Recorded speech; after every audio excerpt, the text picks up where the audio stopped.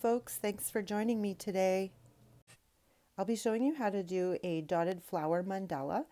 I'm using mold number 3 from the Happy Dotting Company as well as the silicone mat to put my guidelines on.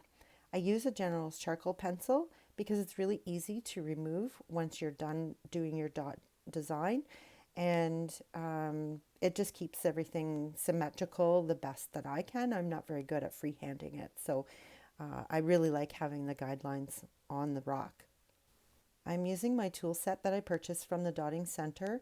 These tools are absolutely amazing and I love them. So if you want to check her out, please go to the link in the description below.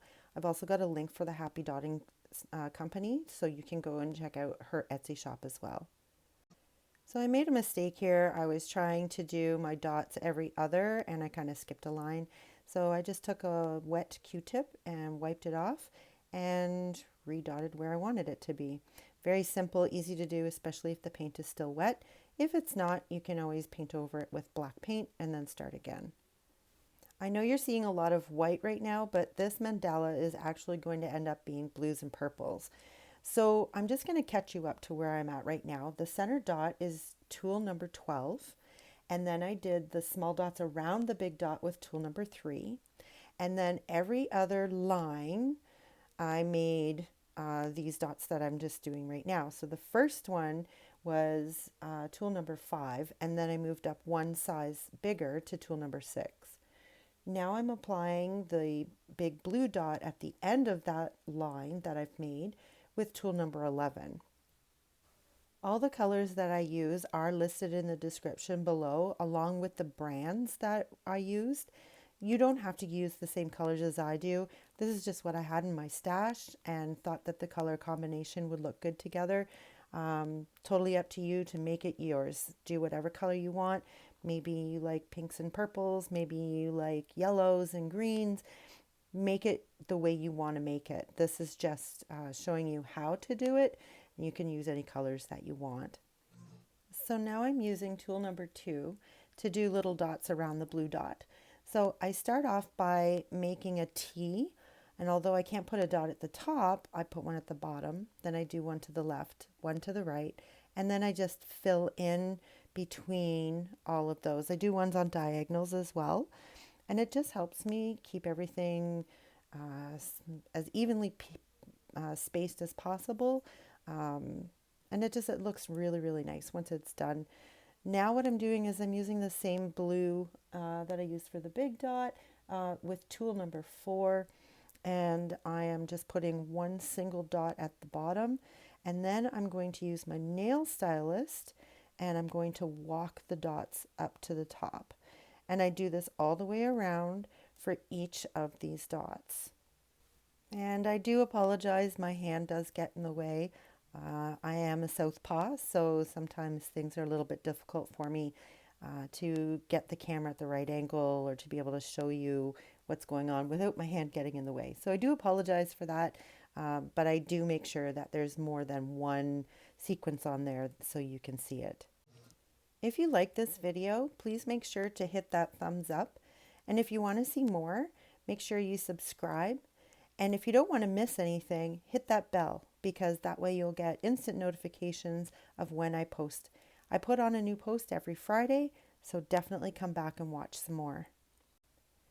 Now I'm going to go ahead and I'm going to put some purple on. I'm using tool number 6 to put a single dot at the bottom, and then I'm using my nail stylist again to walk the dots. Now you'll notice I'm only walking the dots on one side. This is just to give you an idea that you can use one technique in many different ways. So by doing it only on one side, instead of it looking like a full petal, you're now getting like a pinwheel effect. And if you notice in nature, things are always playing with symmetrical kind of things, but doing half of one side or making it equal. Nature is full of mandalas. If you just actually look for them, it's just amazing how many there are and where they pop up. I want to fill in that black space between the dots I've already put on, just too much negative space. It looks like a snowflake. So I really wanted to make this look like a flower. So I just go in with my dotting tools. Started out with dotting tool number 2 and then continued with dotting tool number 4. And I'm using a lighter blue color. Again, all the colors are in the description below. I just can't remember them off the top of my head right now. So the next tool that I'm going in with is tool number 8. And as you can tell, even with guidelines, I don't follow them very well. So some of them are a little bit off center, but once the lines are removed, you're not even going to notice it. The center dot that I put on there was with a color shifting paint. I love this paint. So it changes from kind of like a gray blue color to a purple, and it is so pretty when you shift it. You turn it, and the different way the light hits it, you see these different colors. So I wanted it to be more than just the center dot. So I'm adding it to the white dots that lead to the big blue dots at the end. Leave me a comment below to let me know if you want to see more with color shifting paint, or if you would like to see different designs, how it works, that kind of thing. I'd love to hear from you and know what kind of videos you'd like to see me make in the future.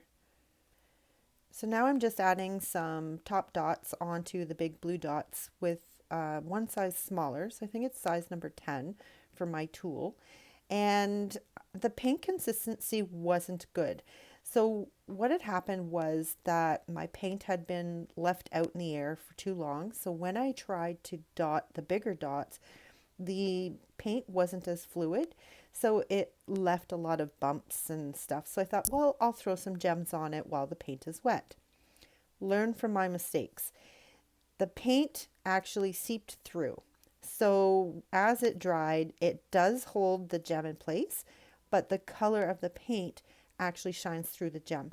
So definitely wait till the paint is dry, even if it is bad, and just add some tacky glue or some E6000, anything that you have around, even crafter's glue is fine, and just add the gem on afterwards. That way you won't get the seepage of the paint come through the gem.